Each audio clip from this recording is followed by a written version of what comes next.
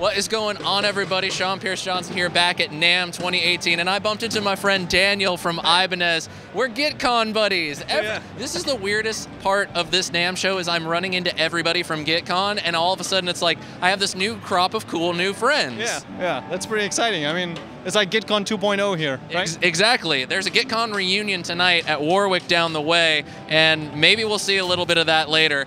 But we're talking Ibanez right now, because this year you guys came out with a whole new line of guitars that just, quite frankly, speaks to me.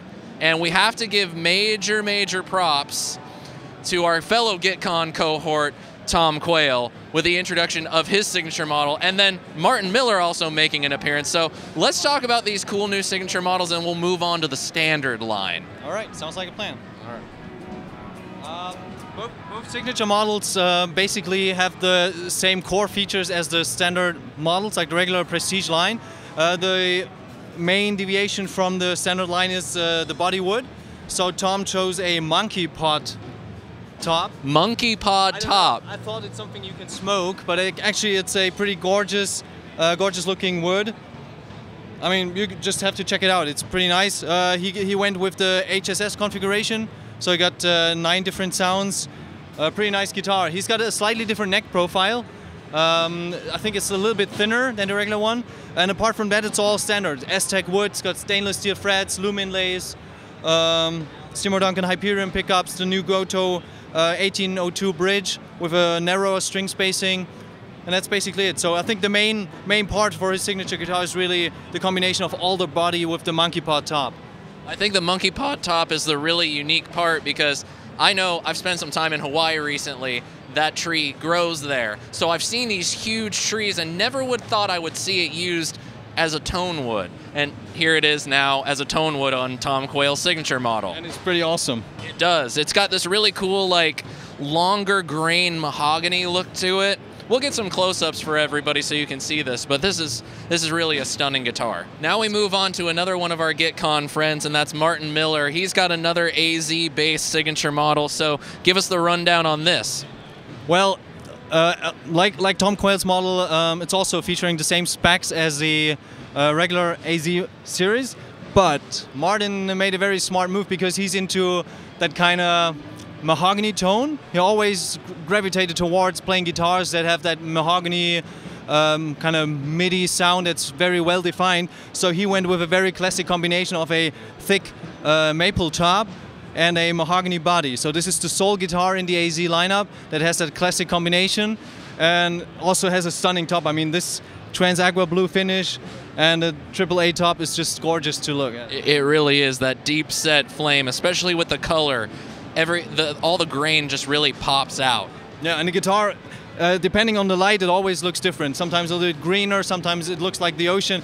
It's just a great piece of gear. And Martin actually went with the standard neck profile. So this is the same neck profile that you find on all the other instruments.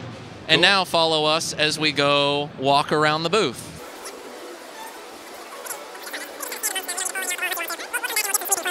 All right, so now we are standing in front of the standard line of the AZ series.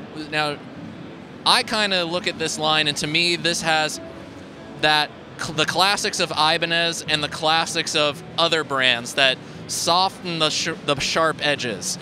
So tell everybody at home a little bit about the philosophy of the AZ series and what this means for Ibanez moving forward. All right. Basic idea about Ibanez AZ was that the guys from Ibanez went to the artist and asked him, what instrument do you need to fulfill all the requirements that you have on a daily basis when you play? You know, your advanced techniques in terms of tone, in terms of quality, in terms of stability. So they literally took a blank piece of paper and started designing an instrument. And one of the aspects that you already mentioned is that a few remarks were that Ibanez is a little bit too pointy and might turn off a few people, might not be appropriate for all occasions. So they went with a slightly different profile for it and went with softer edges and a more traditional look to it. And basically all the hardware is developed from scratch. We've got the new bridge, we've got the new pickups. All has been designed with the goal to create that instrument that sounds perfect, and it's just a working tool for guys like Tom, Martin, and all the others. The one thing that really struck me when this line was first teased a few months back was Ibanez has always had a really close association with Dimarzio Pickups. The artists, and we're going to take a look at some of those artist guitars in a minute, they all have Dimarzio Pickups. And then I see the Seymour Duncan logo on these pickups, and those are the pickups that I tend to like. For some reason, they work for me better as a player. That really struck me as like, that's something different that Ibanez is doing that I would immediately know that even if I didn't fall in love with the guitar, I would still think that it would sound a little better than what I had normally associated Ibanez with. That's just my personal preference. I don't know about you. Are these proprietary pickups specifically for this series? Yeah, they are called Hyperion. And actually, Ibanez and Seymour Duncan developed them in conjunction over the course of 2 years. We had several AZ prototypes floating around with pickups that were a little bit hotter or a little bit less hot. So this is now the final iteration of the whole Hyperion line. And this is only available in the AZ line, so you cannot buy them anywhere else. And actually the question, why did they go with Seymour Duncan? I don't know. I think it really comes down to that they questioned everything. They questioned, okay, what is the pickup brand that might deliver the tone for that type of guitar? It doesn't mean that Dimarzio doesn't make inferior pickups. No. It's still the standard on all the other guitars. It's just like Seymour Duncan and especially the Hyperions were the pickups to go for those models. Yeah. Absolutely. Well, I like the change and I like the variety, and I can't wait to hear these things plugged in. Hopefully I'll get some time with them later. We'll get you guys some close-ups of these in just a bit, but we're gonna keep on cruising and go check out some of the other awesome new stuff, because there's some big anniversary models that Ibanez is celebrating this year. Can I lick it? You can lick it. I don't want to lick it. Too many people have touched it. That would be an ideal introduction to the model. Yes, exactly. I will lick it. I want to lick it. Here it is. It's been 30 years of Joe Satriani and Ibanez, and if you're like me and you grew up a Satch fan, this was the finish that you associated him with. The Chrome Boy this is the big time celebration of 30 years with Joe, isn't it? That is correct. And there were several attempts from Ibanez to recreate the Chrome Boy. They went with wood and the chroming didn't work. Then afterwards they went with lutite and the chroming did work, but it was not the original guitar. It's still a sought after guitar, but it was you had to be super careful with it. You know, the finish was prone to wear off and tear, and so now this is a 24 fret anniversary Chrome Boy that is made to be played because it's a new way of applying the chrome. It's called silver mirror reaction. It's much more stable, so you can rock that thing, and it comes with all the nowadays features that the JS models have. It comes with the Sustainiac pickup. It comes with the ultralight tremolo arm, classical 3-piece neck, and this is a limited model for 2018 that comes with a nice chrome case as well, with a strap, silver strap. This is really the full package for the Satch fan. How many pieces are going to be worldwide? I don't know yet. I think they are still figuring it out, but I wouldn't think too many. Maybe less than 300. Yeah. Yeah, I can imagine this being expensive for you guys to produce and then expensive for people to buy. This is definitely one of those things. We don't want to make a million of these. No. I love it. This is my first Ibanez was a JS 100. So I sadly got rid of that guitar, full disclosure, many years ago. But ever since I got rid of it, like a year later, I'm like, I need to get another one of these guitars. I'd pick one up and I'd just miss it. I wish that this could be the one that I pick up again. You know, I feel the same. I had a trans blue JS 100.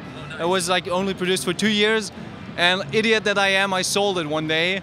So, and I want it back. So if you got that guitar, write me an email, okay? It's kind of like Henning in the gems. He always gets the really cool gems, and like an idiot, he sells them. Yeah, I think he even sold the Loch Ness Green gem, but you know, we're just.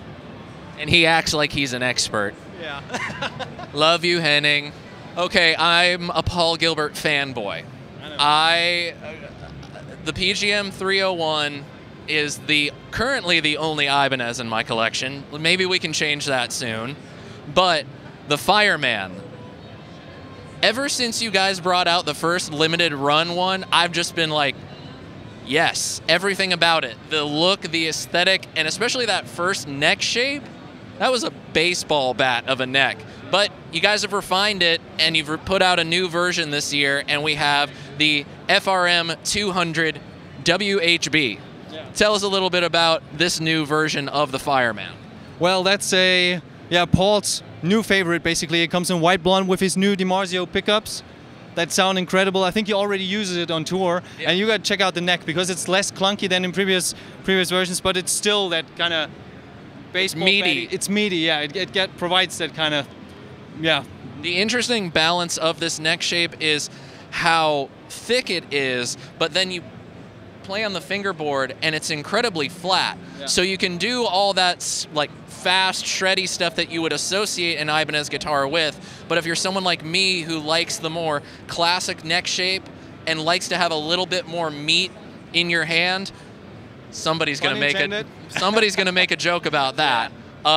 It just feels like a more substantial neck, and that's what I like in my guitars personally. Yeah, yeah. And you know, the thing is that those guitars, they are made for the fans, so they are pretty affordable and still deliver the full package. So those are serious instruments for the gigging musician, and I mean, this is as cool as it gets, basically. Yeah, pretty much. So, cool new edition. I do love the finish. You can still very closely, you can still see the grain running underneath. It's that classic white blonde thing that Fender would do on Telecasters. Oh, it's so nice. I love it. Very cool. Judging by the looks of this guitar, especially the inlay work, this is another classic Ibanez taking things to an extreme. This is the model for Nita Strauss, who of course plays for Alice Cooper. Tell us a little bit about what went into this guitar and what makes it unique for... This is also pretty unique because this is the first signature guitar outside of St. Vincent that I've seen for a female guitarist. That's correct, yeah. See, the girls are starting to get the love. We need more girl guitar players here. Right.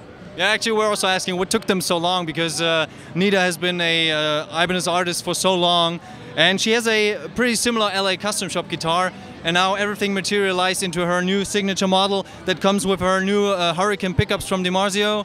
They come with that nice 5-ply binding. We've got a killed maple top, we've got a mahogany body, and that classic S shape that she's totally in love with.